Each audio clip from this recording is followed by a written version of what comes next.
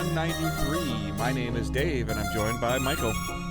Dave, we delayed the podcast this week so we can get in this Nintendo Direct and PlayStation State of Play. I would say it was worth it, but we literally, made the call like 4 hours before record? You messaged me, and you're like, or either I messaged, I don't remember, but you're like, hey, you're like, that Direct's not going to be good tomorrow, right? Like, we already know what's going on. And I'm like, yeah, it's fine. If you want to record tonight, we can record tonight. And then, like, an hour later, I messaged you. I'm like, hey, what about this Direct? You're like, what? What about the State of Play? And you're like, what? And I'm like, and you're like, oh, I guess we got to now we got to delay. Yeah, it's like both of them coming out on the same day made me hopeful that we would get some big stuff from both of them. But yeah, I think it's worth covering it as opposed to covering it next Thursday when all the stuff's, kind of done being talked about. Yeah. So we are Digital Days Gaming. We are a weekly podcast that typically records on Tuesdays or Wednesdays, but today's Thursday, just because of the State of Play in the Nintendo Direct. We are also live on Twitch, twitch.tv/Digital Days Gaming. You can typically catch the podcast on podcast services around almost any service Thursday morning, 6 a.m. Eastern Time. But obviously, by the time you're listening to this, it'll probably be Friday morning at 6 a.m. Eastern Time, just because we delayed a day. It is what it is, but it's better than waiting, 4 days to talk about it, 5 days to talk about it. So you can subscribe. If you're already listening or you're not subscribed, please consider subscribing, sharing the show, sharing on Facebook, retweeting on Twitter. All that stuff is the great ways to help the show grow. Following us and subscribing, whether it's on Twitch or on any basic social media sites, are also helpful ways to just help the podcast grow also. And you can subscribe to us on Twitch, as we are an affiliate if you so choose. We do not necessarily have to be live for you to do that. So you can just kind of click on ours and up your subscription if you link it with Amazon Prime. But other than that, anything else that you need that's important to join the community is linked in the show notes on digitaldaysgaming.com. And we're going to jump right into the news. All right, Dave, I ordered this in terms of shit show bad news into good news, and boy, is this a story. So Unity, the engine people, have introduced a royalty system that will charge a flat fee every time someone installs a game using their engine. So this new system will charge anywhere from 2 cents to 20 cents every time a game is installed by a user, and it varies the price based on the level of success your game has. I believe the threshold begins at 200,000 downloads or $1 million made. So every time after that threshold is passed, developers would be charged a 2 cent to 20 cent fee every time the game is installed by a user. This new system will go live in 2024, and it goes retroactively. So if you released a game, say 10 years ago, starting 2024, if your game in the last 10 years have hit those thresholds, any new install from that point on will cost the developer 2 to 20 cents, based on if they meet those requirements. Dave, this did not go over well on the internet yesterday. This kind of caused chaos for Unity because it just sparked a lot of issues and concerns. There was a lot of questions on how this would affect free-to-play titles, games that are on subscription, i.e. PS Plus and Game Pass. As of yesterday, Thursday, when this was announced, Unity said, don't worry, we'll charge the subscription companies the 2 to 20 cents for every download, not the developers. Because, people with PS Plus, people with Game Pass, just kind of download stuff all the time without any intention of playing it. But there was also issues of, what does this do for games that are pirated? What does this do for indies that are doing charity bundles? And things like that, as well as, hey, what if instead of bombing Metacritic, people just make a campaign to just uninstall and reinstall a game over and over and over and over again to cost the developers money? And it's very easy to see how, especially with like SSDs, it's very easy to uninstall. Dude, somebody can make a macro. That's basically what could happen. Yeah. So this caused a lot of outrage. Some games have been delayed now officially, and because they just started to work on the Unity engine and are considering like, let's go Unreal or let's go to another engine. Some companies or developers have threatened to just like delist their games. It's kind of hard to tell which ones are serious and which ones aren't, but a lot of companies put out statements of like, hey, we're completely against this and we're going to be looking in our options. And then also one aspect that I didn't think of, PR companies were like, hey, guess what? If you're using a Unity engine, you have to now tell that to the publishers that you're pitching to, because someone's going to have to pay those fees. Unity has backtracked a little bit and said they will only do new installs now. So, because probably somebody smart got their lawyer and said, hey, I will sue you. Yeah, especially when they're saying retroactive, because they basically are just going to, install basically a spyware in their engine to track this. So they did go back on that a little bit, and there seems to be a lot more confusion in terms of like, now they're saying they're not going to charge Game Passes and PlayStation Pluses the fee or things like that. So there's a lot of confusion. Unity is definitely doing some damage control now. It's very confusing. Dave, I threw a lot at you.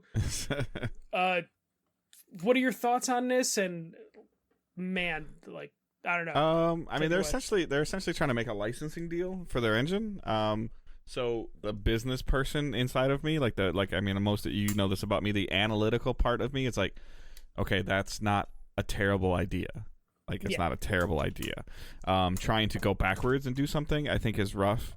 I think that you need to, maybe this could be something that should have an asterisk with it. They could be handled on a case-by-case basis. Like, if Microsoft wants to use Unity, I think that's a different conversation than if an independent developer wants to use Unity. I think that it can also play a factor into whether or not a developer is going to use the platform or not, because that cost is prohibitive. I was just running some basic math. If you sell 80,000 copies, $16,000. That's a lot. The example that was given is Sea of Stars, a game you're playing right now. They said they sold over 250,000 copies. That would cost them millions of dollars. Mm-hmm. Because they're an independent studio, so their fee is higher. And that's sold, so that's different than Plus and Game Pass. It's on both platforms. Yeah, so, under the original policy, it would be based off if everyone just did one install. And this thing Unity tried to pull was infinite installs. That would have mean it would have cost Sabotage $50,000. 250,000 times 0.20 is $50,000. No, so they're an indie studio. They would get the full 20 cents. So this is a detail I didn't put in the notes. The 2-cent thing is for major studios that have the highest tier subscription to the Unity engine. Okay. So Sea of Stars, they would get the full 20-cent one because they're not on. Yeah, that's the math I did though. Isn't that times 0.20? That would be 2 cents. What you need is point. Oh no, you see, I thought you said 0.02. Okay, yeah, sorry. No, 0.20. Yeah, it's 50K. Just and that's before that's within the first week before some more word of mouth gets out, and before they other it starts gaining ground, and that and basically they're saying I don't even know how many people would have downloaded it on Plus and Game Pass, and they're saying that in their system they would have won on charge for that also. Yeah, and that would have been the one that I think that's where the $1 million thing came up of how much they would end up owing Unity if you include all the Game Pass and PlayStation Plus people. Yeah. So I mean, this is weird. I understand that they're backtracking. I know that they've done some stuff before where, like you had mentioned before, if a game starts doing super well, they start to get more royalties from it. I guess I don't know the ultimate answer. I mean, I'm sure that maintaining this engine is becoming expensive, and the more people that use it, the more expensive it gets, I'm sure, to maintain servers or however engines work. But I just think that the way they went about this is like not good. Yeah, but even then, like, you're talking about like independent studios that aren't using any sort of online thing. They're already paying like either a subscription fee to use the server or to use the engine, or they just bought a license to the engine. This is just being thrown on top of all that stuff that they already paid out and should be squared up with Unity. So this is like after the fact, Unity being like, hey, actually you owe us more money than you originally agreed to because we just changed our terms of service, which in it says, you know, yeah, and for most developers, the games, like them at least backtracking on the retroactive thing. At least now companies know, but them backtracking the retroactive thing before then was like, hey, cool, you made a great game, and you thought you made all this money, but here's a bill. Yeah, I'm trying to find. Didn't a company delay their game 5 years because they're going to unport it? That was a joke. That was Silksong, Hollow Knight. That was a joke that went around. Same thing like Cult of Lamb. Yeah, said that they were going to delist in January, and they backtracked, being like, "We're just fucking with you, but we're pissed about Unity." Yeah, similar. Like I think Discord tweeted out, "We're going to limit you to one Discord DM a day or something." Yeah. I'm trying to see. There was someone who they made a free to play like fan game sort of thing using the Unity engine, and they basically said like, if this goes through, like, I'm delisting because I made something for fun that caught fire in terms of like popularity as a free thing that they made for fun, and now it turned into this thing where it's just like, my game has 28 million downloads and I can't calculate how many times it's been installed, but based on the 28 million downloads, I owe $5.6 million to Unity. I just was Googling just to Google, like, do you know what the top, I can't tell if I typed this in right, but if I did this right, like, do you know what the top downloaded Unity engine game is? And it's not a console game. It might be one of those like joke YouTube games that I might have been referring to. It's Hearthstone.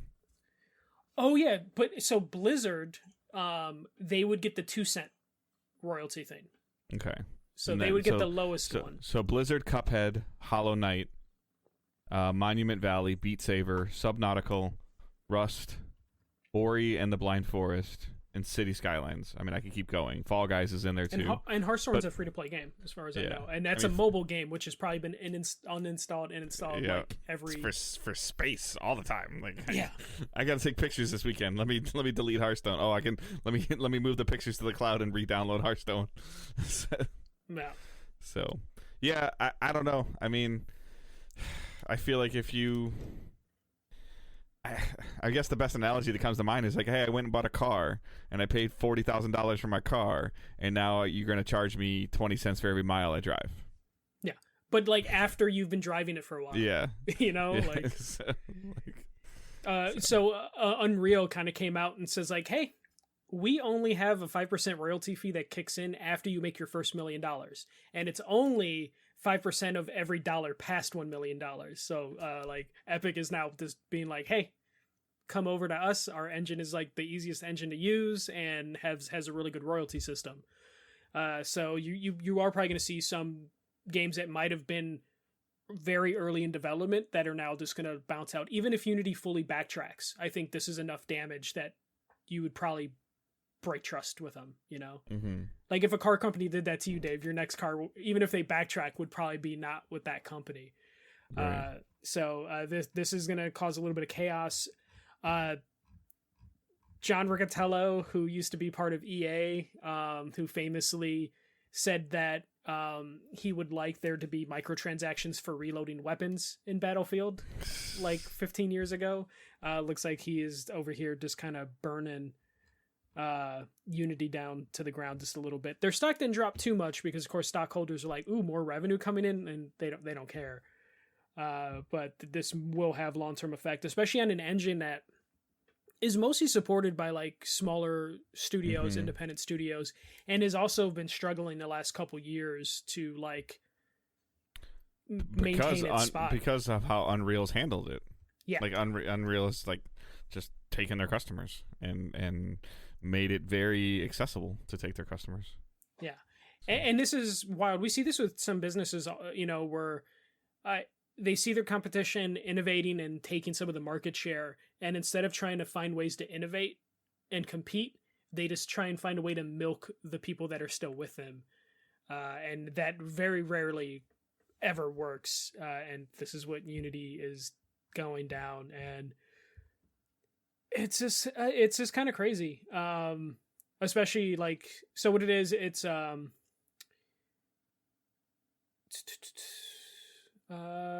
it's like $200,000 is like the minimum for some games. Like if they make more than $200,000, then they get hit with the 20 cent per install. But yeah. I think by the time we record again, I think that they're almost going to do a full 180 on this, so they're going to have to come out and, I mean, I think that they canceled the town hall today and they closed a couple studios because of issues.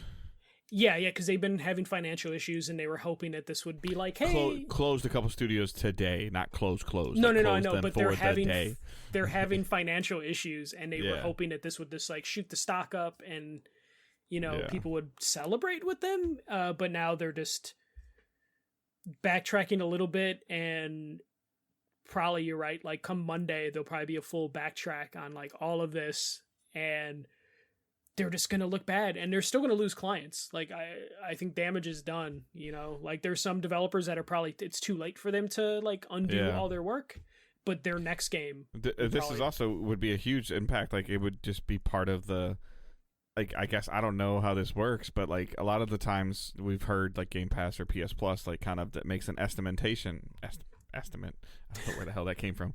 An estimate of, okay, hey, we think that, if you put this on our service, we think that you're going to get 500,000 downloads. So here is, quote unquote, the equivalent to, I don't know, I'm just going to use a round number. Like, we're going to upfront you 400,000 downloads, like right now. Yeah. Like, this is how much you get. And now, like, in that equation would have to be this margin. Yeah. And then, so that means that, hey, we think it's going to sell 500,000, or we think it's going to get downloaded 500,000 times.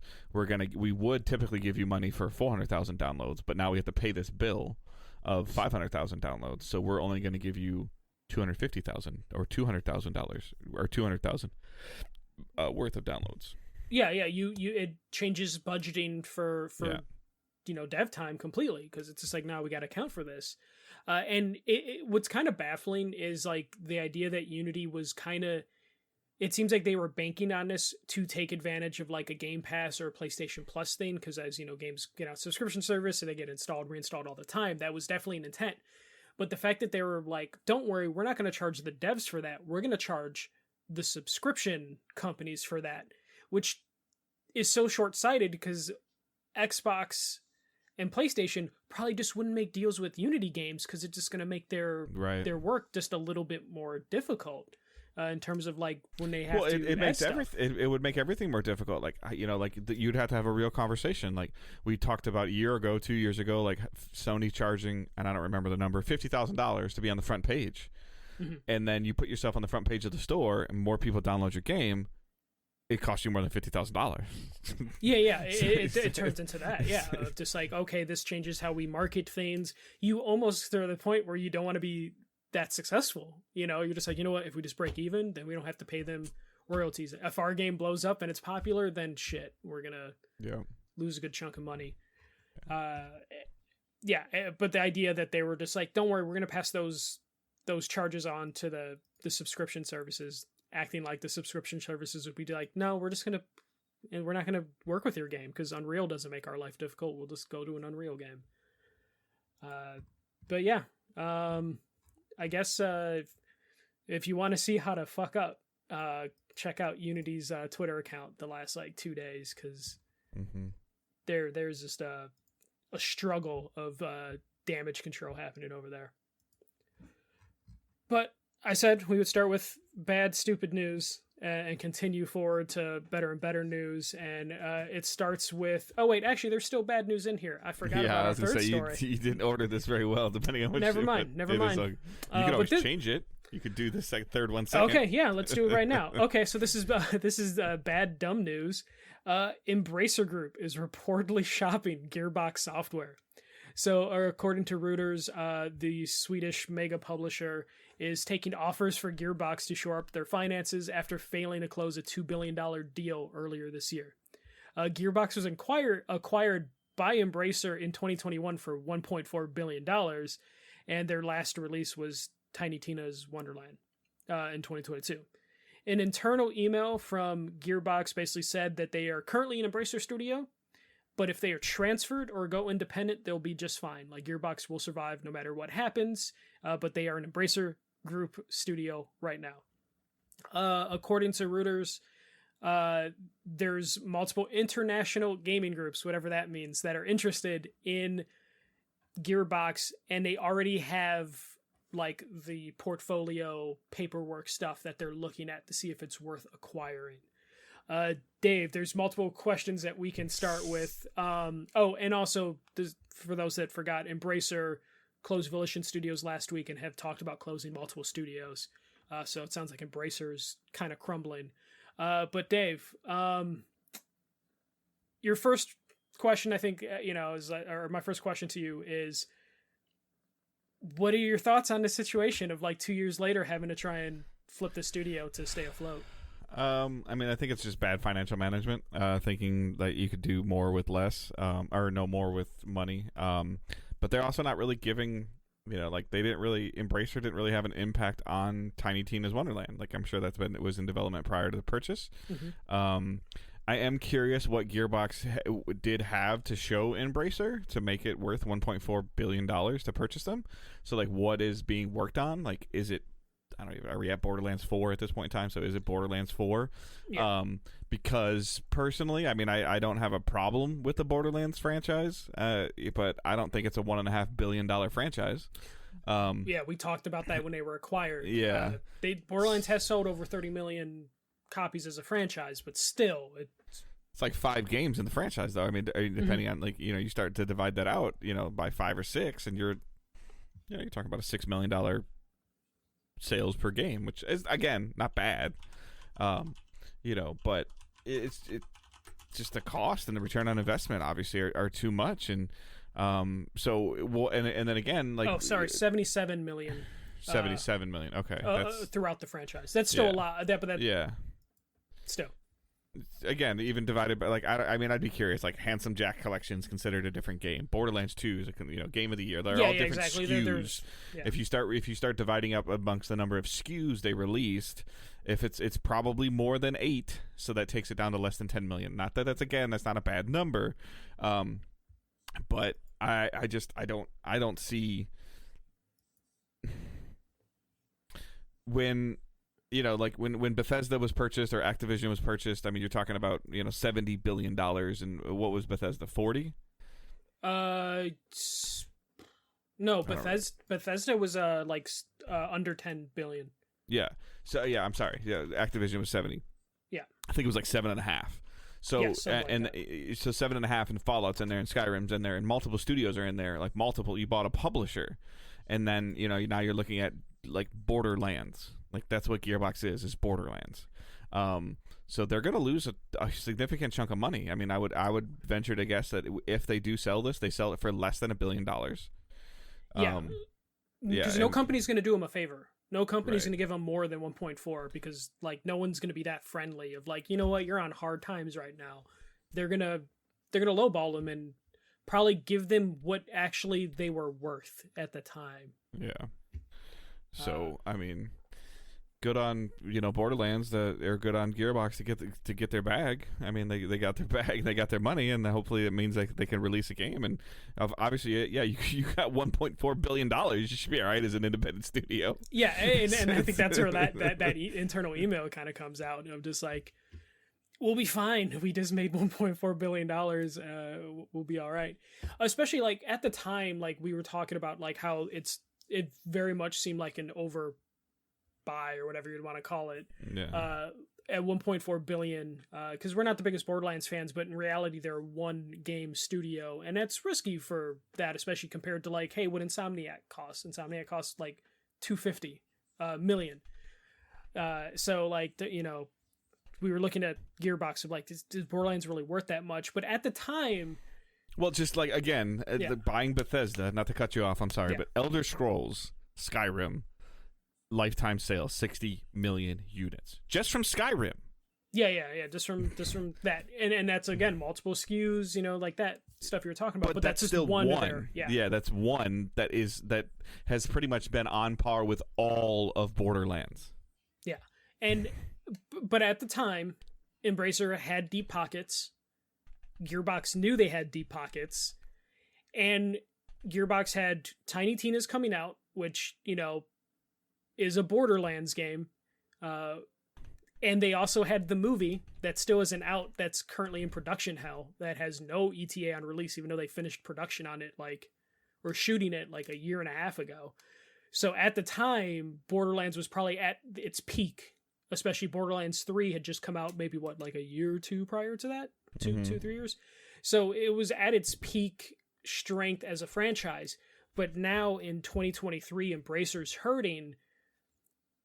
Tiny Tina's Wonderland didn't set the world on fire. Like, I don't really remember anyone talking about it, especially the diehard Borderlands fans weren't even that excited with it once it came out.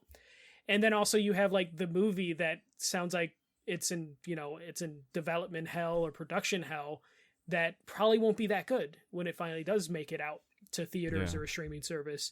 So they're going to end up getting kind of, they're going to take a big loss if they do sell this studio. But they got to be taking a big loss somewhere if they're looking to sell it. Or they're bleeding cash at this point. So yeah, they definitely are. It seems like they were banking on that $2 billion deal earlier this year to save them from this. Who were they trying to buy, or who was trying to buy them? Did they say? So Saudi Arabia was going to invest $2 billion in it, and then Saudi pulled out last second. But that was right around the time the golf stuff kind of was at its peak. That now. Yeah. So it sounds like Saudi was just trying to go back to the blueprints or whatever. They were trying to go back and figure out what they needed to do.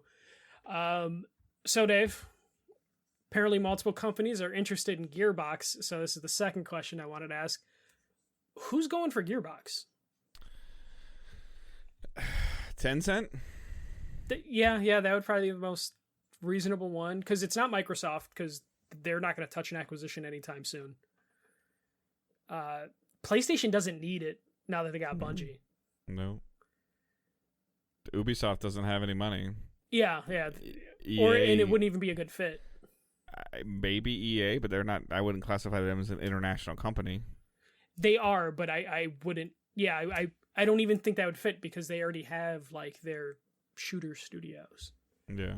So I honestly don't know, other than this is Embracer trying to jack the price up. Be like, well, we have other people looking, so you really need to make us our best offer. Like, okay, well, here's your best offer. Like, no, we told you other people are looking. Okay, go to them. Yeah. It could be like a NetEase or a Tencent. Yeah. Those are the two that I was thinking as well. It's definitely not Ubisoft. I don't think PlayStation would need them, and I don't think Borderlands fits with that PlayStation's prestige. And also PlayStation not unless they got some dope free-to-play Borderlands idea. Yeah, and that was my next point. They already have their shooters in the pipe. So it just wouldn't work, them going in there. I mean, technically Borderlands is partially owned by Take-Two. So in theory, if Take-Two wanted to spend the money, they do have the money for it. Yeah, but why? They already publish stuff for them, so they already have a relationship with them. They don't I don't see the return for Take-Two. Other than to shore up the rights to Borderlands, just so they can be okay, we officially order Borderlands. If they value Borderlands as a pillar franchise for them, which not higher than, I'm sorry, it's GTA is Take-Two, right? Yeah, not higher than GTA, not higher than Mafia, and not higher than Red Dead. I would probably say it would be above Mafia. It wouldn't be above Red Dead or GTA, but. That would be the only thing I can think of is Take-Two just you know what, we don't want to have complicated Borderlands rights. And $1 billion to Take-Two would be what, a weekend or two of GTA Online special events. So they literally could just raise the money and be okay, Embracer, you're just going to help us with GTA 6 Online. Yeah. you know, and just shore up the Borderlands stuff. But I think a lot of the Borderlands stuff is going to rely on this dumb movie in terms of like if this movie comes out and it bombs, like Borderlands 4 needs to be like this amazing game, or that I think that franchise could end up being dead. Yeah. But yeah, Embracer. Dave, how long do you think Embracer is going to last? Like, realistically, It's going down the same direction THQ Nordic was. Which seems like that, or THQ proper. Sorry. But that felt like that happened within like a 3-year period, like 3 to 5 years, and then THQ was just gone. Well, this Embracer problem has all started since like March. Yeah. So do you think they make it a couple years, or do you think like? No. I mean, I think they're going to sell something off in the next 6 to 9 months. Yeah, no, and then like, I mean, there's already the rumors that they like moved Tomb Raider to Amazon, but we've never gotten official word on that. There's, you know, they have such a huge library of stuff that they could unload, and it's just a matter of like, does PlayStation care about that stuff for their back catalog stuff, and does Microsoft care about the back catalog stuff? Because it's not like anything like, no offense to like most of the Embracer nothing franchises. would move either one of their subscription services enough to say, hey, we got, you know, whatever to go on Game Pass. We have SpongeBob games. Yeah.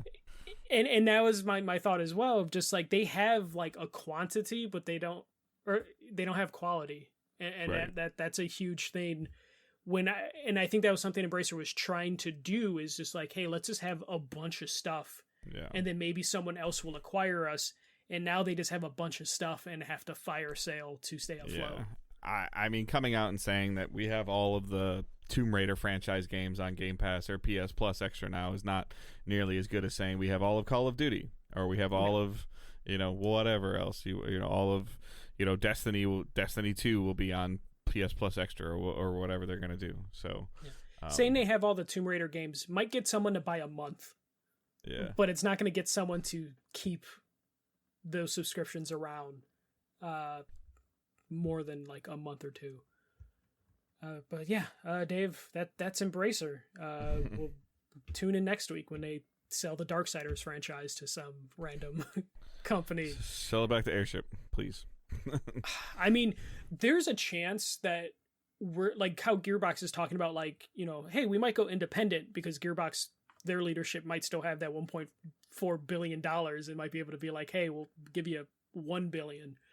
I wonder if some studios are going to be like, can we just buy a franchise off you and leave? Kind of like how IO did with Square Enix. Mm-hmm. Just like, or Bungie did with Microsoft, or Bungie did with Activision.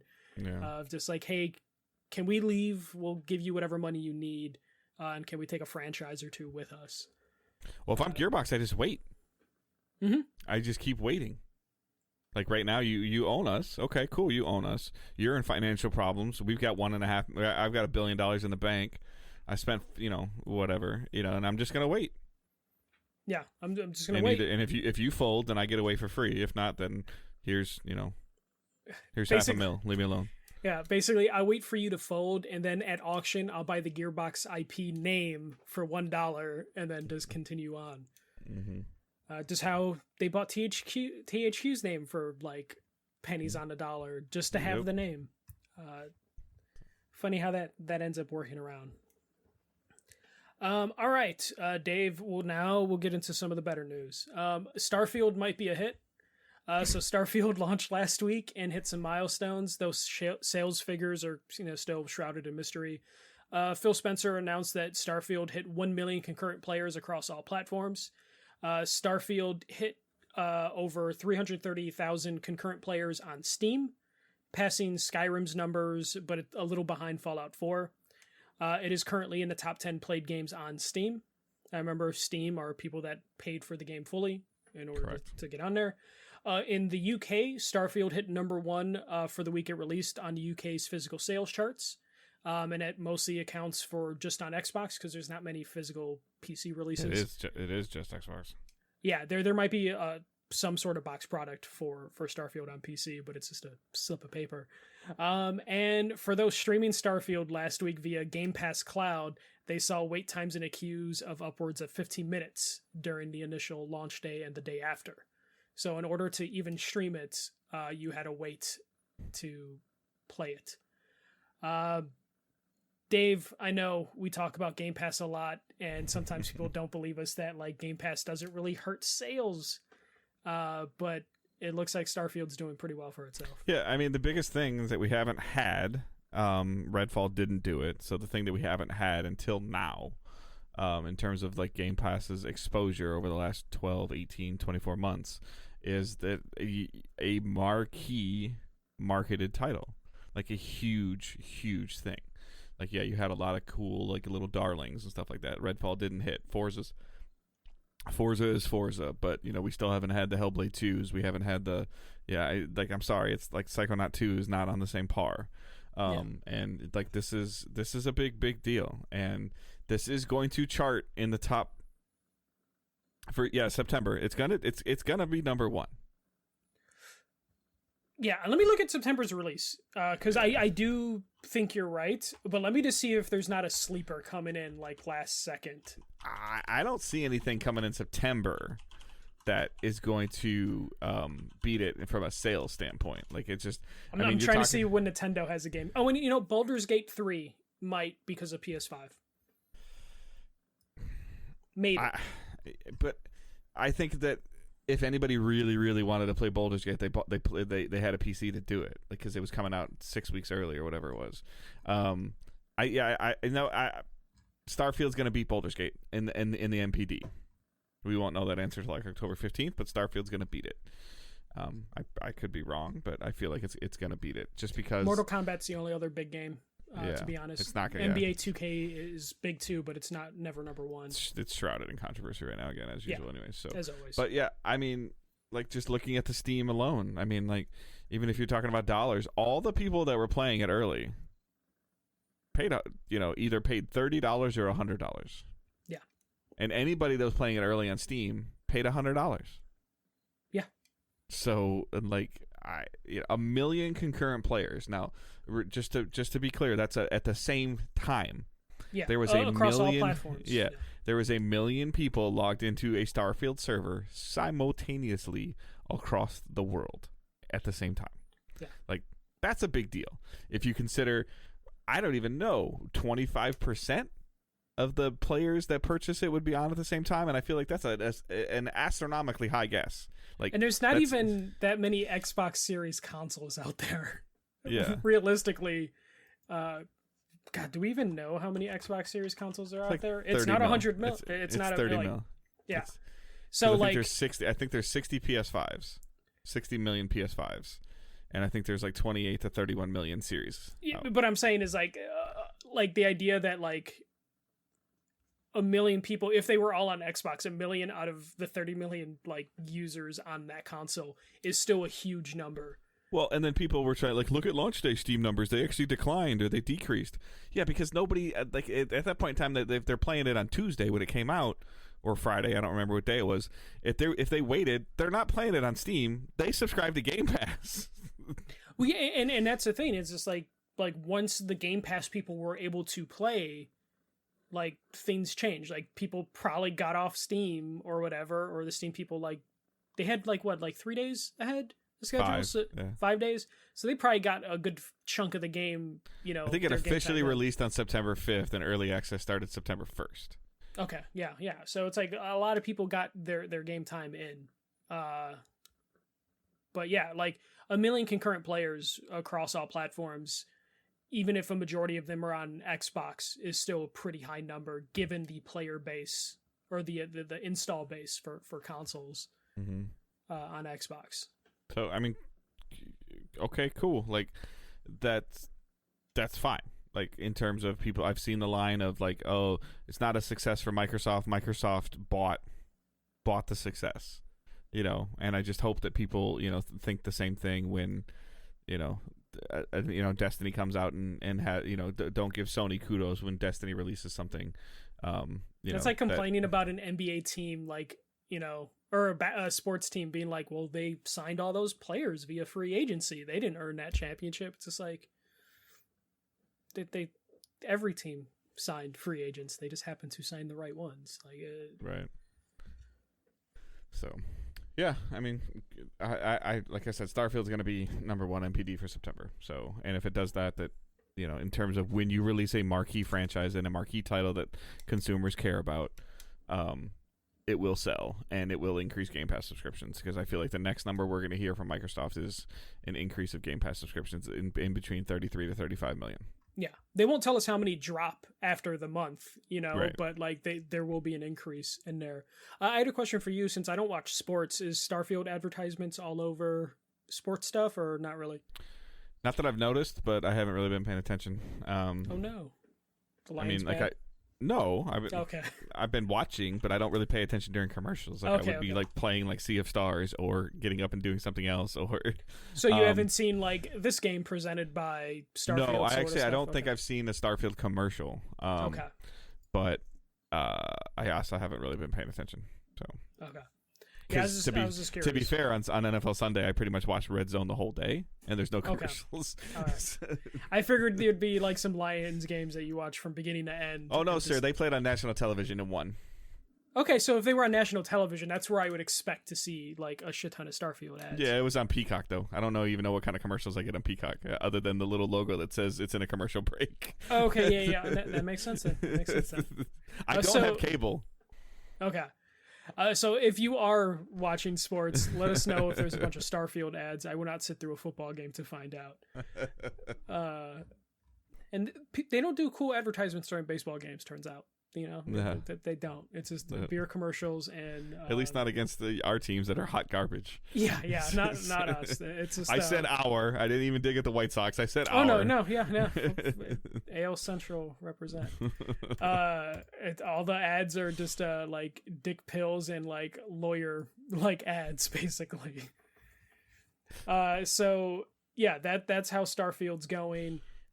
Sounds like it's gonna do pretty well. I'll talk a little about Starfield later. I don't think it's a Game of the Year contender, but it's definitely selling. No, but I don't. Well. So like we talked about it a little bit. Like it's exactly where I thought it was gonna be. It's an 8, and you know, like and I'm sorry whether people like it like this statement or don't like this statement. Is the game worth $70? No. Is it worth $17 a month? Yes. Yeah, it's just all about perspective. Or is it worth $70? Question is, do you like Bethesda games? If the answer is yes, then yes, 100% worth $70. If you don't like Bethesda games, no, maybe it's worth $17, but it's not worth $70 to you. It's all about perspective, as is every game. But Dave, let's move. I won't play it right now. I might check it out later when I get bored. But then I know it's there. Like this is what I've talked about all the time. It's there, and that's a good thing and a bad thing for it. The good thing is it's there. Somebody's like, hey, I'm thinking about playing Starfield. Like, what have you heard? I'm like, I don't know. Just get it. Go get a subscription to Game Pass for $17 a month. Try it out. If you like it, keep going. I go, there's plenty of other cool stuff on there free to play. I said, or, you know, and then for me, it's like my Game Pass subscription is just going to stay current. And if I ever decide to play it, I can play it. Dave is going to wake up in the middle of the night every couple months and be like, oh shit, is Starfield still there? And he's going to like run down to his Xbox, turn it on, and be like, apparently it runs amazing on the ROG. So it could be something to get into. All right, we'll move on to the reason why we're recording on a Thursday. We have a PlayStation State of Play and a Nintendo Direct. We're going to go reverse order based on when they aired, because the PlayStation State of Play wasn't great. So we're going to start there, though there was some cool stuff in it. Dave, as usual, I put highlights on the stuff we might be interested in or was worthwhile talking about. If we do not mention a game that you loved, it's not my fault. And it's not Dave's fault. Like, send it to us in a question and a tweet, and we'll look at it. We'll talk about it. But if it's something that me and Dave have no opinion on, I don't include it. So the first one is the thing they kicked off with. Super bizarre looking game, Baby Steps, coming in 2024. I just put this on here. I don't know if this interests Dave, probably not, and it barely interested me, but it was a weird concept. There was a dude in a onesie trying to traverse through dangerous terrain. Bizarre concept. I'm intrigued, but I don't know what exactly this game is. So it's on my radar, but not in like I'm excited or hyped for this game. It's on your radar because it's a Devolver Digital game. But it, like when you see the trailer, you're like, okay, yeah, that makes sense. But no idea what it is. But Dave, did you watch that opening for that? I'm kind of looking at it right now, and I'm watching this guy like walk around like Slender Man. It's a weird concept, but we'll move on from there. Roblox is coming October 10th, cross-platform support.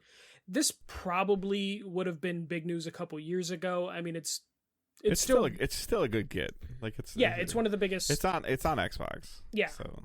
And because of this, it sounds like the Xbox One is going to get better support now because it was on Xbox, but not really supported that well. So Roblox coming to consoles. This is a 7 to 15-year-old's Minecraft now. Like basically, yeah.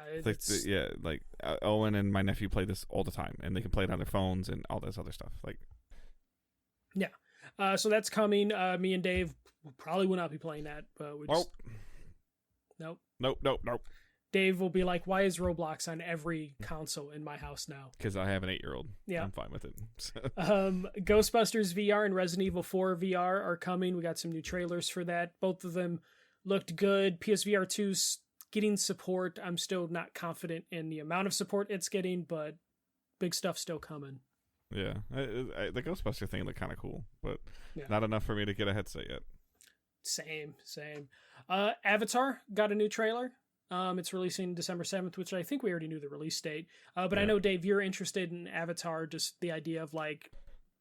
Just playing in the world looks really cool. It looks like a Far Cry on steroids sort of kind of thing. Or, Avatar meets Far Cry on steroids. Mm-hmm. Looked cool visually, looked great. I don't know if this is going to be for me, but you like that style of game. So... I imagine this might be something you'll check out. I'll probably have to like brush up and actually watch the movies before I play. Mm-hmm. But actually, it would just be interesting from the perspective of like, I've never sat down and watched the movies. Let me just try. I've tried to watch the first one, and I don't know if it's just been the time of day or if it's the movie, but I fall asleep every time I try to watch it. That's how I feel when I try to watch the first one, and I don't want to see the second one. Yeah, so if I can't get through the first one, I'm definitely not watching the second one. So yeah. Helldivers 2 is coming in February. This looks great. This is one of the games that I don't mind that we see a trailer every time they do a state of play or showcase. For whatever reason, I'm just glad we got the date. I don't think we had the date, right? No, we didn't. We just knew 2024. It's like what, February something, right? February 20th or something like that? Something like that, yeah. Yeah. So yeah, this looks good. I loved the first Helldivers. I was a little on the fence of them changing perspectives, but it does look like it's getting like a full budget. So they're giving it a full go as a new perspective, and yeah, this looks good. Every time I see Helldivers 2, especially when I watch this, I just think back to the Starship Trooper game that's in early access I was talking about a couple months ago, and I'm just like, I wish that Starship Troopers game was Helldivers 2, but Helldivers 2 looks pretty damn amazing. Was there enough there to get your interest in doing it? Did you play the first Helldivers? I played the first one. Yeah, I did. Okay. The top-down asymmetrical one. Like, yes. Yeah, I played it. And any kind of cooperative shooter that I can goof around with my friends, like, I'm game. So yeah. Okay, next thing to talk about, Spider-Man 2 trailer and news. This wasn't even like the full-blown trailer, which I appreciated. It wasn't a full-blown, here's another story trailer, because I think we've gotten enough of those. But this one basically said, hey, the map is twice as big now. It includes Queens and Brooklyn, and they mentioned Coney Island. You can switch characters quickly, so they at least showed what that looks like. And it's basically kind of like the GTA 5 thing, where when you switch to the other character, they could be doing something completely different or something else on the other side of the map, and you'll just snap to them. Which, by the way, functioned pretty well. My understanding is it functioned pretty well on PS3. Yes, it did. Surprisingly well. Yeah, but so in it's terms of like a kudos on a PS5 it's fine. Like it's them just kind of like, I think we knew it already, but them kind of just cementing that this is a PS5 only title. Is what a lot of this was. I do think it's great that they talked about the size of the map, and they spoke about that because that has been a concern over the summer. Is like, this is going to be a similar map. the suit thing has always been kind of cool to me in general. I think it's great that you can earn the suits in the game, and doing side quests and doing collectibles and doing other other story stuff. Like that's all great. But starting to get into this, like, you can customize and dress them however you want. Like, that's the kind of stuff that I just like. That's not Spider-Man to me. Like, yeah, you can do all these different suits. You can do the Batman Arkham series style thing of like, hey, we have all these suits, and that's all awesome and fantastic. But bottom line is, like, is the game going to be fun enough for me to play to want to get those suits? Yeah, I love the suits that they did in the first one. This one, they said 65 plus suits from the comics, movies, other games. So those are the ones I'm going to be after. You can customize the suits, and they said there's like 200 variants or variations. Not really interested on like customizing Spider-Man in terms of like changing his color scheme much, but I will go out of my way to get all the costumes that I can get, not necessary to customize. I'm curious though, because like you have a long history to pull of Peter Parker Spider-Man in terms of how many different outfits he had. So I'm kind of curious. Miles Morales has only been around for like 10 years, maybe 12. So I'm wondering if like there's an equal amount of costumes for Miles, which means they would have had to like make up a lot of costumes, because talking about like what 60, 70 years or like 50. I would assume that there's not. I mean, me too, but I wonder if they're gonna like try and like work on like a happy medium in terms of like a split. Just do you see them allowing you to put a Peter Parker suit on Miles? Maybe, especially when they talk about like, hey, you can customize the suits. I wouldn't be surprised if you can like swap stuff a little bit. I don't know why anyone would want to do that, but I'm sure like if that's an option, people will do that. They did show like some new traversal stuff. So the web wings are going to be in the game. Those are, the little spider wings that they introduced. Okay, I'm not even going to try and like remember when that was introduced, but they showed that. That was important to show because in Queens and Brooklyn, or specifically Queens, it's like a lot flatter that like buildings that you're going to be, or like environment. So the wings are just a way for you to like fly around that area from time to time, because web slinging is going to not be as prominent in those areas based on how that's built out.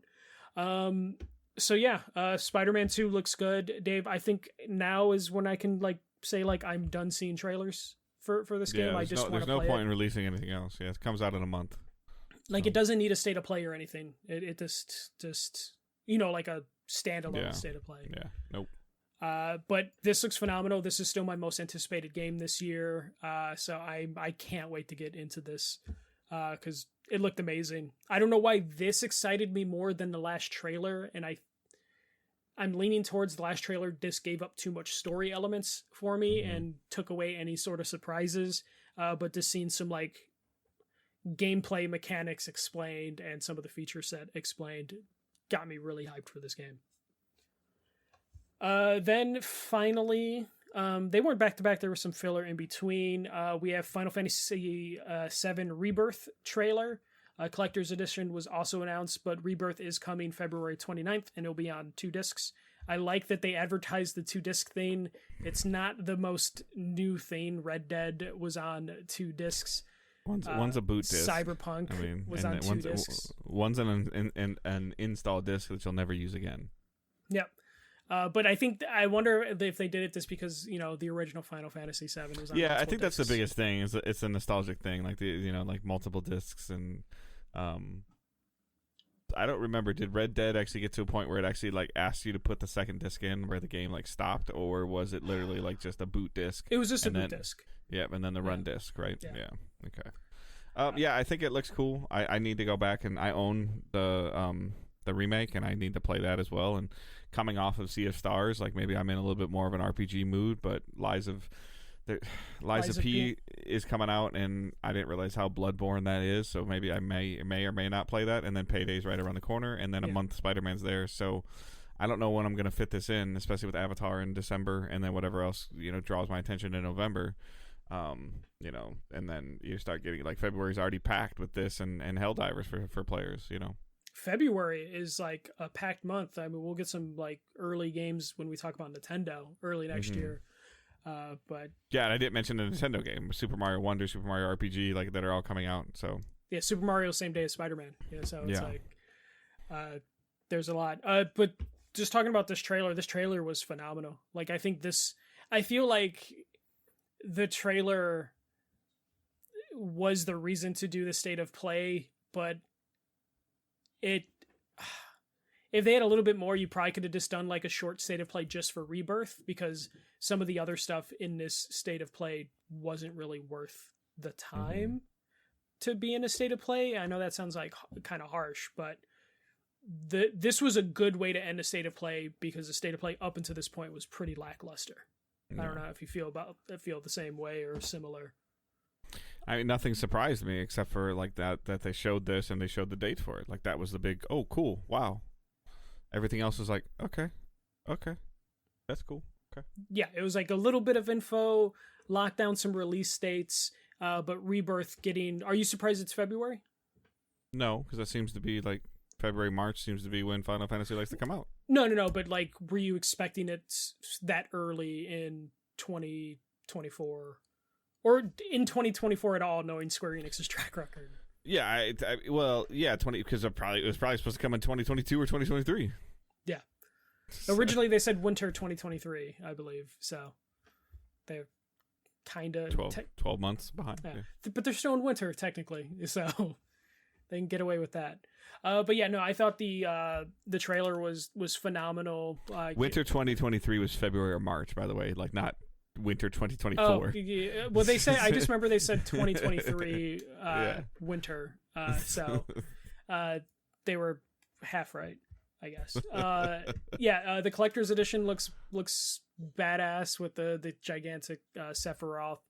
I think this was a great way to end it. Especially like Spider-Man was mostly just like, here's some gameplay stuff.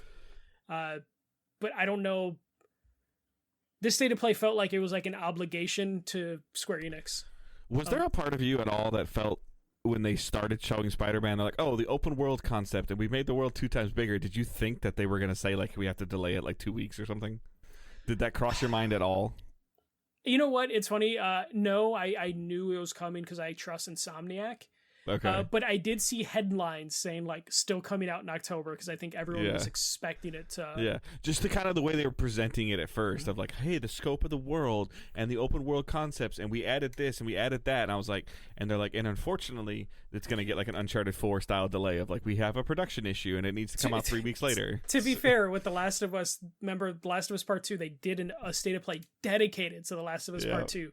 Confirmed the release date, and then like 3 days later we're like, actually we're delaying it, so it's still possible that it get delayed, but I don't think it is. I don't think it is. So I think Spider-Man is like a franchise that like Insomniac can nail sequels for, because the open world is pretty much set, like they're only adding expansion size chunks to the map, which is doable in 2 or 3 years that they have had to work on it. But yeah, no. Highlights, Dave. What would your state of play highlights be? There's not a lot to choose from. And Helldivers. Helldivers. Okay. Yeah. Me. Helldivers as well. And nobody plays video games like that though. Like they did, and like talks to each other like that. I'll cover you right. I'm reloading. Oh yeah, doing they did the Ubisoft thing where they overdid. But Helldivers, Spider-Man, and Final Fantasy VII Rebirth, I think, were fantastic. And I think they would have been fine doing like a 15-minute state of play, to be completely honest. I'm kind of tired. I mean, I realized today, between Nintendo Directs and state of plays, like, I used to say like, oh yeah, trailer. I missed somebody talking about something. Like, I thought the Helldivers thing was cool because somebody was talking about the game. Yeah, well, that's why I like the Spider-Man one. Yeah, it's like talking having about the game. Yeah, talking over. Yeah. Versus like, oh, here's another trailer for Baby Steps. Baby Steps, and then here's like some VR games, just like rapid fire VR games. And then confusion of like Resident Evil 4 getting additional content 15 years later. I mean, the remake came out this year, but still, state of play, not a great one, but there's still some good stuff in there. Do you think we're going to talk about the Nintendo one? And spoiler alert, I thought the Nintendo Direct was fantastic. At least for me personally, I know there's stuff in here that Dave liked from Nintendo. Do you think PlayStation, if they knew Nintendo was going to have like a decent to good direct, would have like preferred to put their state of play somewhere else, or do you think they just don't care? No, I mean, I don't think they care. They don't care that they're kind of at that level of arrogance that they're just like, whatever. Yeah, it's just, I mean, I know they said like mostly third party, and they put some Spider-Man in there, and Helldivers, I guess, is technically a first party now, or a second party. Second party, I think. Yeah. I find it weird that like Ubisoft is just kind of just going to either Microsoft or Sony and saying, okay, you can get this game, when they had their own platform that they could use, including that Ubisoft was at the Nintendo Direct as well, and they could have done a cool deep dive on Avatar, because I don't know how many people are going to pick that up just because it's Avatar, versus like you can start, like, hey, this is like this style of game that you might be able to play, like regardless of an Avatar game, it might be a fun third-person action game that takes place in the Avatar world versus a game that takes place in Avatar world that is a third-person action game. So like Ubisoft is really confusing me in general with what they're doing, which is whatever. Yeah. And I don't know, man. Like, just another one that went by without a mention of factions or no service games at all. Like, nothing. No, yeah, and 2026 is getting closer and closer. Yeah, I don't know. I have a feeling we're like a year away from Jim Ryan to be like, psych, I was fucking with you guys. We're not doing 12 live service games. Like, this would have been a good spot to like show us what fair games looks like, or whatever that game is called, like something Concord that only got like a 10-second teaser. Yeah, something. Show it. Why couldn't there be marathon stuff if marathon's relatively next year? Close. Like, why couldn't there have been like, hey, here's another look at marathon? That would have been one I would have been fine with another trailer for. Don't need to do a deep dive like developer talking over it, but just like, hey, here's some maps from marathon. Right. But we didn't get that. Again, this felt like an obligation to Square Enix, of like, Square Enix is like, hey, we need to drop our Rebirth trailer and you owe us a state of play. And then they just were like, I guess we could talk about Spider-Man 2 maps. We can do something. Oh, we just announced the Roblox stuff last week. We could include that in the state of play, because Roblox stuff came out last week that they were coming to PlayStation. So that wasn't even news. That was like literally like, I guess we can talk about it here, which also could have been a state of play obligation of like, we need to include it somewhere. But Dave, let's talk about the Nintendo Direct. My bullet point list is significantly longer for this one than it was for the State of Play one. So highlights include Mario vs. Donkey Kong Remaster.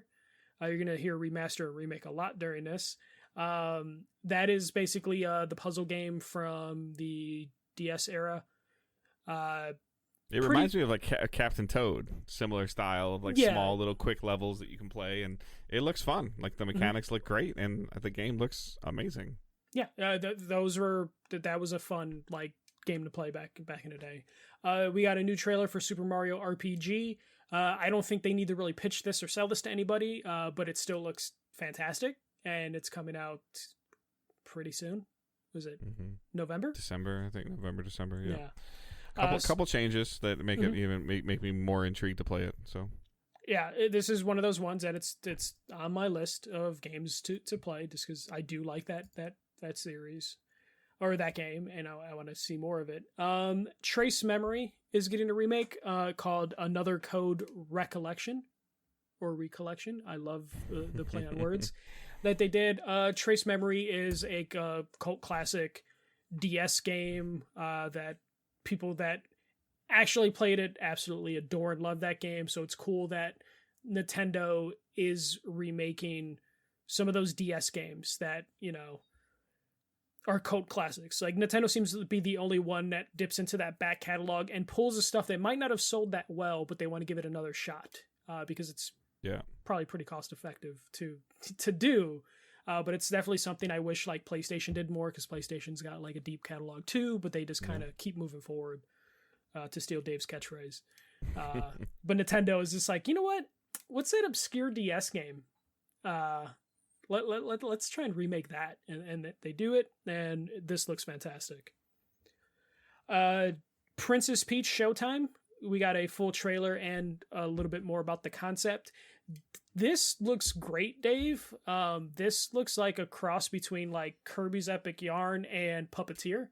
Yeah. So this is Peach. Play styles changing based on outfits is an interesting idea. Like, yeah, becomes a karate master when she puts on certain outfits, and it's a cool concept. I love the set design because it looks like it's all taking place on a stage for a play. This might have been my favorite game announced at Nintendo. It looks really cool, but for whatever, I had to see a little bit more, I guess, of like a trailer or gameplay.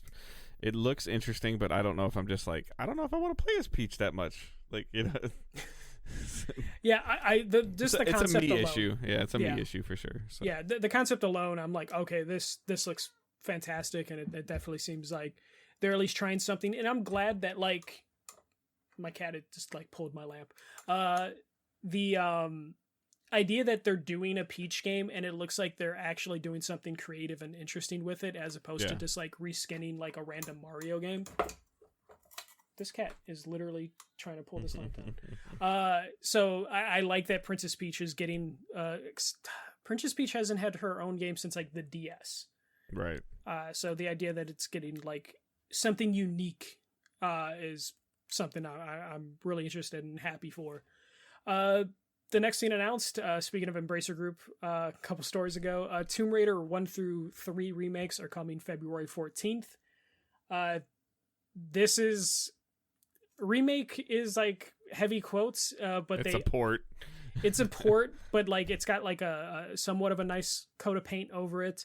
But yeah, this is you can switch between their remake and the original Tomb Raiders on the fly, which is a feature I like companies doing when they do remakes. The thing that cracks me up is like they did pretty good work in redoing the character model for Lara Croft. But then when you look at like the floor textures, I just like kept laughing. But it's interesting. I know, Dave, your old game is old. But are there any games that you would want to see get this sort of treatment? Or you're just... no, I'd want them to get the Mario RPG treatment. Yeah, the full remake treatment is ideal. Or the Mario Donkey Kong treatment. Like, not the, hey, let's just make her boobs look better and leave everything else alone. Yeah, I mean, that thing you mentioned, very controversial thing probably on the internet because people are weird. But it is unpixelated her rack. They're not triangles anymore. The thing that cracked me up seeing this is just the idea that like the stuff Embracer is going through right now and they own Tomb Raider, and then seeing that this is what they're calling a remake is kind of funny at a certain point of just like, this thing better be like $30. I hope so. I hope it's 20, but I think 30 or 40 is what we're going to get. It wouldn't be a Nintendo Direct without random things just being released the day of. Trombone Champ is out today. Trombone Champ was probably one of the biggest like streamer games, like either earlier this year or last year. Just a funny, silly music game. But it looks like it's taking advantage of the Joy-Con controls and giving you some different ways to play it. I know Dave's going to be all over Trombone Champ. Yeah. 100%. A game that looked pretty interesting for me. It's a Vanillaware game, a Unicorn Overlord strategy RPG looking game coming March 8th. This is why I love the Switch, is all these like random RPGs that get announced and come out relatively quick from their announcement. This looked good. So I'm interested in that. I don't know if that caught your eye by any chance. Or not much. I probably should go back and look at it though. So worth taking a look at. Luigi's Mansion 2 HD coming next summer. This looked better than when they first showed it. So it looks like this is one I don't think I played. So because I think it was only on a DS at one, I think, right? I think so. Yeah. Yeah. But this you can one, skip this next one. This next bullet point's irrelevant. It doesn't matter. Oh yeah. Sora's getting an amiibo. Like, I am so happy. So Sora is the last. They showed that image of every Smash Brothers character with an amiibo. I'm like, God. I know, and that was the thing, is a lot of people were like, are Disney and Square Enix going to let Nintendo make an amiibo? Because that's the last amiibo needed to complete the set. So get ready for resellers to go crazy for this one. I think this is something you have to remind me, and Angela and I can help you out to try to get our hands on it. Yeah, I literally, like, my Discord friends, like, we're all following Wario with, notifications on for when that pre-order goes live.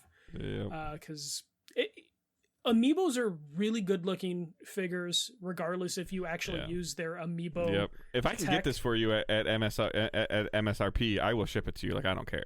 Oh, like, and I appreciate it, because this is one of those ones. But where, I'm not buying this from a reseller and shipping it to you. Oh God, man, I like, in my head, I'm like, how much would I pay a reseller for? Because I do pick up amiibos every once in a while. I have like the Sephiroth one and a Majora's Mask Link. Because they're really cool, and I'm so upset I didn't buy some of the earlier amiibos for Smash Brothers, like the Solid Snake one, because that one's now like $80. It's stupid. So the Sora one looks fantastic. I can't wait to be disappointed when I can't pre-order it when it sells out within 2 seconds. But because I'm gonna probably pick up like 2 of them. I'm gonna have one out of the box and in the box, just because I love Kingdom Hearts. So really excited for that. Another thing coming out today, F-Zero 99 for Nintendo Switch users. So F-Zero Battle Royale. This looked so damn cool. I have to look to see if I even have a subscription anymore. Yeah, I gotta check too.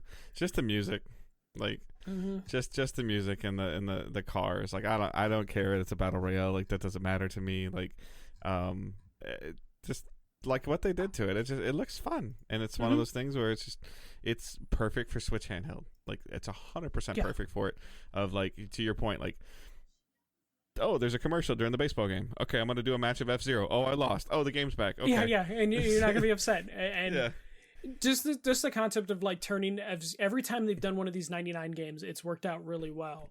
And F-Zero 99, just when they pitch the concept, is like, oh, this is, why didn't anyone think of this sooner? And if you want more F-Zero, play the game. Yes, for the love of God, subscribe to the thing and play the game. If you don't do anything, they're gonna be like, oh, regardless of whether you're in a battle royale or you're not in a battle royale, if you want to see them do something else with F-Zero, at least download and play this game once.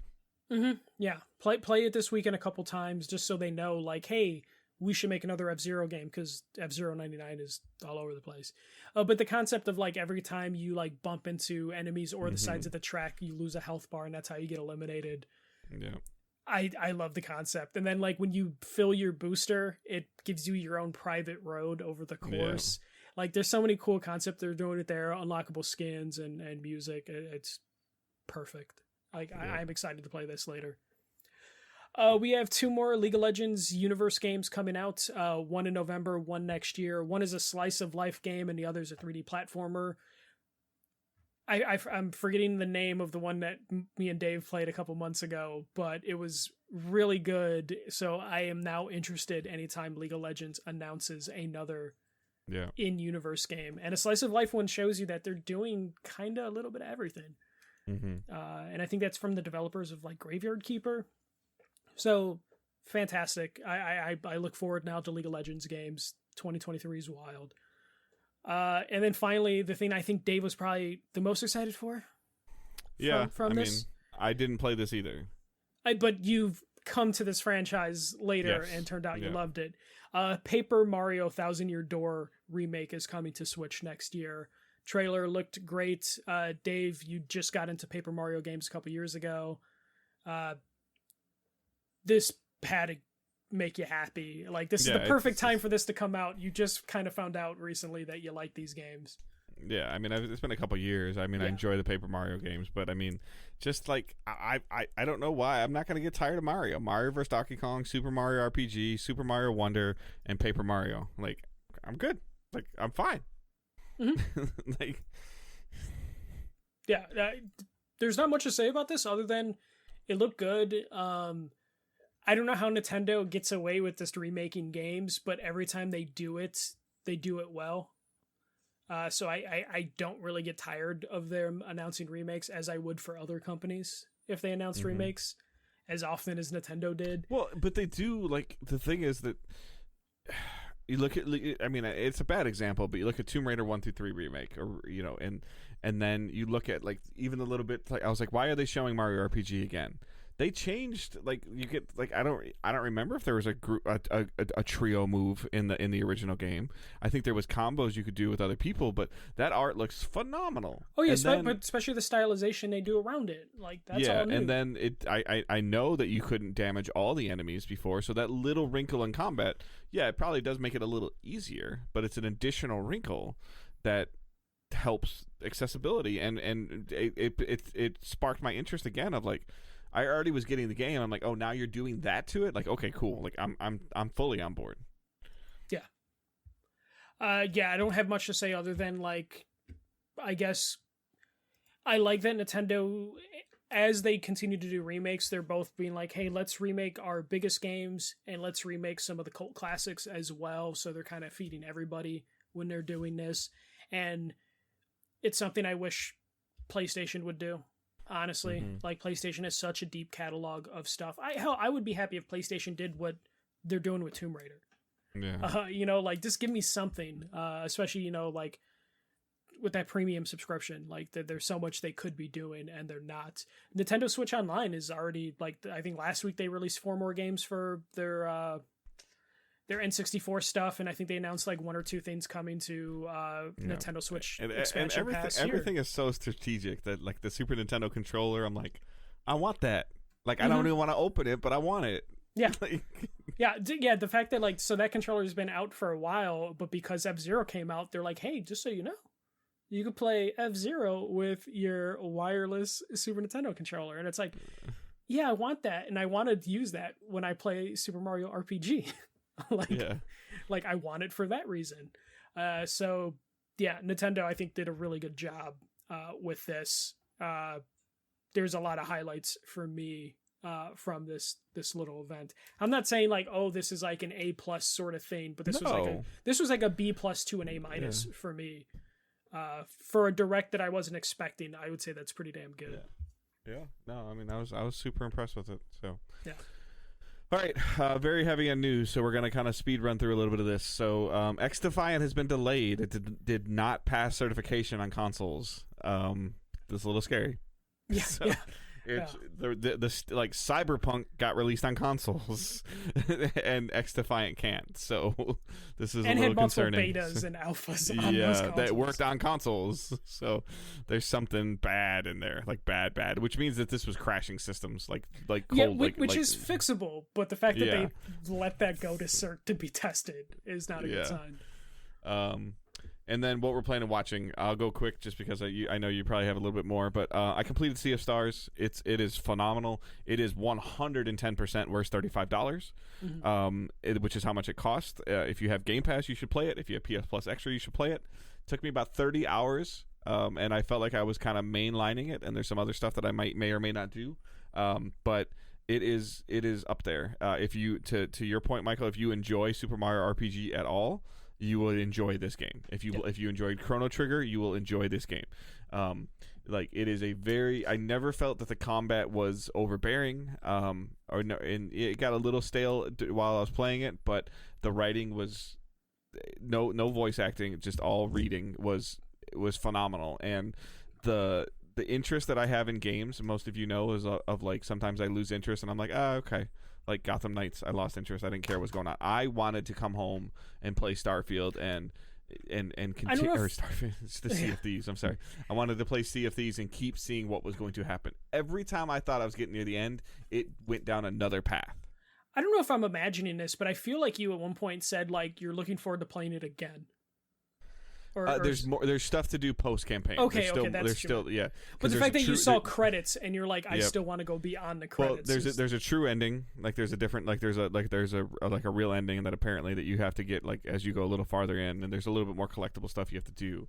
But it's just super interesting. Sabotage did a phenomenal job on this game, and it's going to easily right now it's going to be in my top 3, if not right now it's number 1, and Spider-Man might have to blow me away to beat it right now.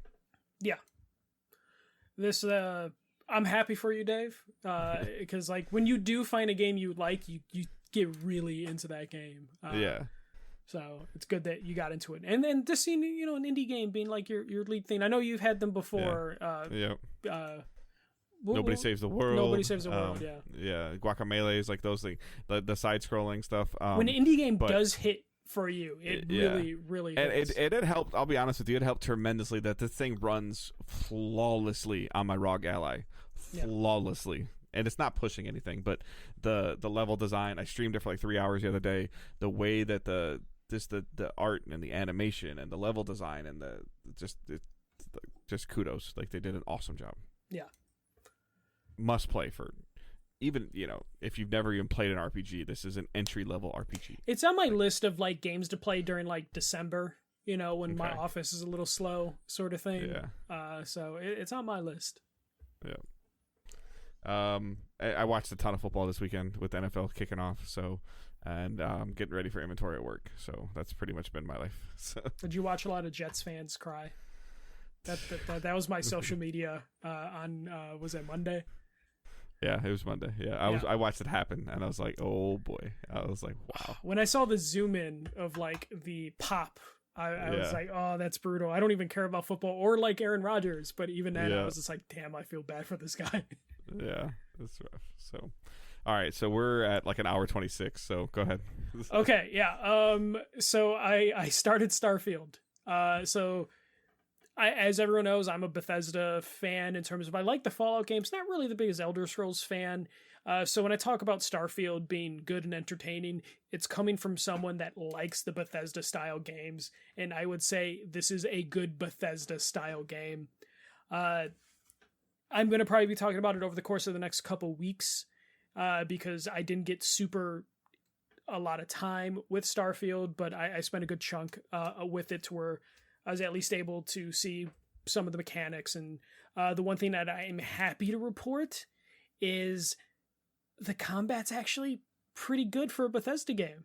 Like the actual shooting, which is like the thing that like, I think when we saw all the trailer footage and some of the gameplay stuff they released, I think each time me and Dave kind of walked away from it like the gunplay looks bad or it looks stiff, like Bethesda games typically do. Now, I'm not saying that like combat wise, this is like some great shooter. I'm saying it is a good Bethesda shooter, and that's saying a lot while also not saying a lot. As someone who hates Bethesda's combat so bad that I tend to play characters that can talk their way out of most situations, with Starfield, I'm okay not talking my way through most situations if I go the combat route. Because nothing's more annoying than in like a Fallout game, a conversation does not go your way, and then you're in a firefight and you have to do some stiff-ass shooting to get through the encounter. So with Starfield, I'm kind of open to like doing some of the gunplay. This has all the trappings of other Bethesda games in terms of like sometimes the NPCs are a little stiff. There's, the dialogue storytelling can be a little off, not the best, not the greatest. I have seen a few glitches, though. I think they did some things visually to kind of hide that. The film grain is really thick in this game, and that kind of hides some of the visual stuff. It gives it a cool look, but you can definitely tell that is a stylistic choice that also helps them from covering up some of the janky visuals that can pop up from time to time. But I don't mind that they knew their limitations and then found a way to kind of like mask some of those limitations. Mm-hmm. I will say it's a little weird because there's like no sort of brightness thing that I saw to where like when I'm in some tunnels and stuff like that, it kind of looks too blown out and too bright. And I went to the menu to see if I can adjust that, and I couldn't. So that's something I hope they patch in, because it'd be nice to adjust some of that stuff, especially like the HDR stuff. Like the game kind of just throws you in there and you just kind of start. I would say, if you're a Bethesda fan, you're going to try this game out. If you're on Game Pass and you're curious about it, I would say you have to give the game a couple hours before it to really capture you. Because this game probably has the loosest start or loosest premise to start a Bethesda game in a while. They're not every Bethesda game has a good start in terms of like throwing you into this. And this game is really just like, some dude just gives you a ship and is just like, hey, you're going to do this mission for me. And then that's how you just kind of start the game. And it's very much just like, really, we're just going to jump in it. We're just going to go for it. So like it takes a couple hours for the story to actually kind of get a hold of you. And you start seeing, some of the good parts of Bethesda storytelling. But with that said, it's still a Bethesda game. So I don't know if Starfield's going to really convince people that don't like Bethesda games to actually give this a fair go and give it a chance. Right. We talked about like, it's reviewing as like 7s and 8s. And honestly, as someone who likes Fallout, I would say all the Fallout games were 7s and 8s, but we had different expectations back in the day. So like a 7 or 8 back then was like a 9 or 10.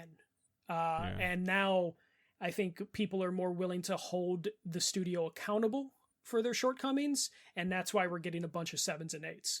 Yeah. So if you're someone who enjoyed Fallout and Elder Scrolls and you're used to those games getting 9s and 10s, don't look at Starfield 7s and 8s like it's the downfall of the studio. In reality, it is the same score, the same reviews that we got back then, but people are less with kind. Inflation. Yes. Yeah, basically this is review inflation, but going reverse. Deflation. So like, because I've talked to people that were like, oh shit, like Bethesda, they're slacking. They used to be perfect 10. And I'm like, no, they're still that same studio from back then. It's just a 10 was different back then. And like now, you can't get away with some of the shit that they were getting away with. We saw this, with Fallout 4 and with Fallout 76 of like people finally being like, hey, you know what? Sometimes their dialogue is clumsy. Sometimes their storytelling is a little thin. Sometimes I'm tired now they've moved to, I'm tired of the clumsy dialogue.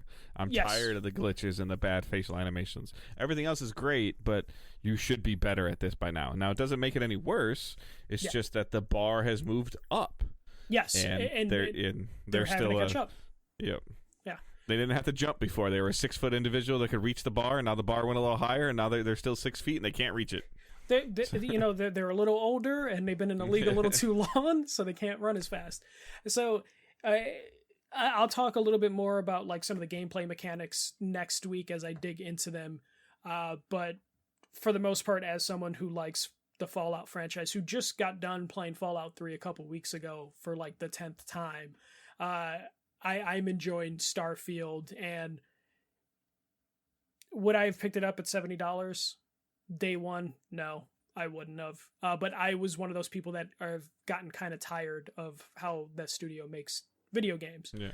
But as a Game Pass game, like, this is great. This is what you've been waiting for Game Pass to have. So this will be something.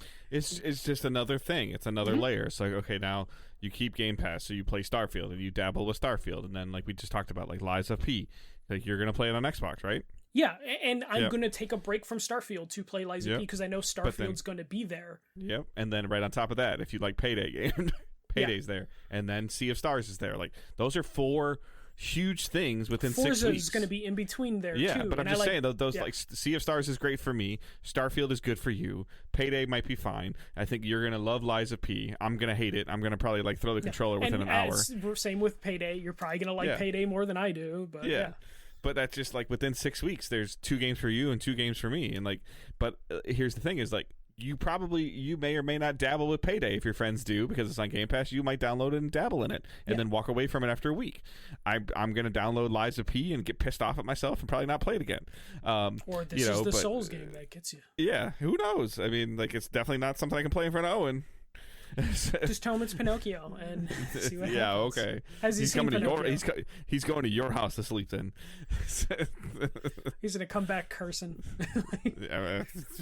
Okay. You're like, okay, whatever. It's like going to public school. Like, okay, yeah. You're like, I already know Owen curses. He just doesn't do it in front of me. All right. Anything else? No, that was it. I went video game hunting. You can see what I picked up on our Discord channel. All right, so speaking of Discord, that's all linked in the show notes. The Facebook group is linked in the show notes. Twitter is, you can follow us at Digital Days Pod. You can follow Michael at The First MJC. You can follow myself at Good Dave Hunt. Patreon is there also if you want to support us that way. We've got a couple new Patreons in the last 10 days to 14 days, so thank you guys for that support.